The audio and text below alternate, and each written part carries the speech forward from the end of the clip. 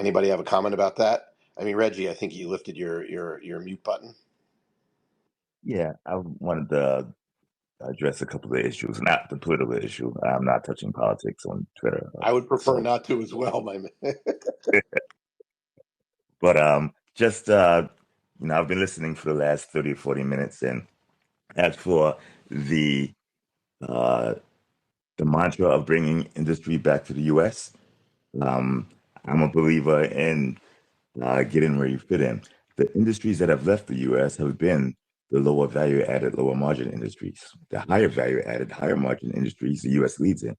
Look at AI, um, cloud centers and systems, the IP behind all this, the crypto, ELTs. The United States leads in this. The industrial, the industries where a lot of the working class flourished back in the 30s and 40s, etc. In the 30s and 40s, those were the high value added industries. Okay. As they were supplanted by other higher margin industries, they tend to go offshore where labor is cheaper. If you were able to get your way and bring those industries back, the US would be worth less, not more, which is why these entities have allowed those to go offshore. The things that are very high margin will never go offshore voluntarily. Notice nobody's doing their AI research offshore. Okay, nobody's doing the IP R&D offshore. It all stays onshore. Just want to give perspective from that.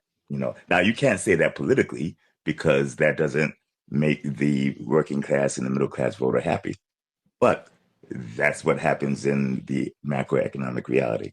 Now, as for Bitcoin, I don't hear too many bear cases on Bitcoin or Ethereum and everything else. And not everybody, let me be more accurate. Many, particularly in the media and the pundits, are discussing Bitcoin as if it's a financial asset. Bitcoin is a technology, and it has all the pros and cons of technology.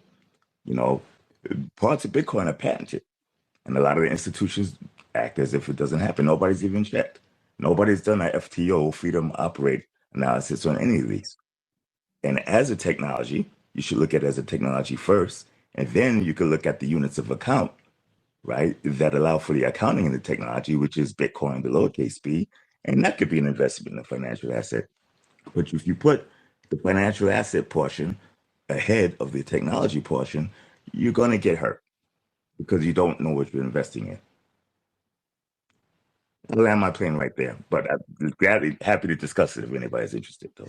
Yeah, I think that's a long conversation. I think I am someone on the other side of that one, but I think that we'll deal with that another day. Uh, my point and the reason that the real quick one is that I think that I've seen too many technologies that were inferior gain network effects and stay. And I think that I'm not going to say Bitcoin is inferior because I don't want to get into that hornet's nest, but I think that those two things are whatever.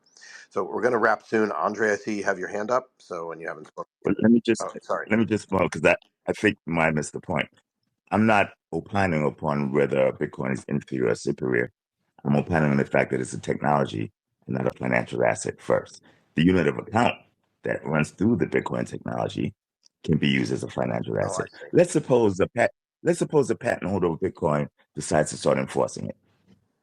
Okay, what happens to Bitcoin's fungibility? What happens to its financial asset price? I'll be honest, it's not a topic that I have actually researched. I would love to get some of our legal guys to talk about it. It might be something we should talk about in the future, though. I'll leave that one to You're definitely not by yourself. Apparently, BlackRock and Fidelity and Goldman Sachs and Citibank, and nobody's looked into it. This is just one aspect of many when you go into a technology without being familiar with it. Let me give you a perspective, and I'll jump off. Okay.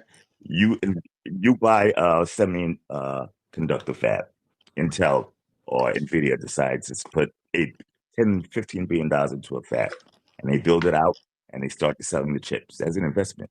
And nobody bothers to look if whoever they bought that fab from owned the technology. What happens if they come and claim their rights?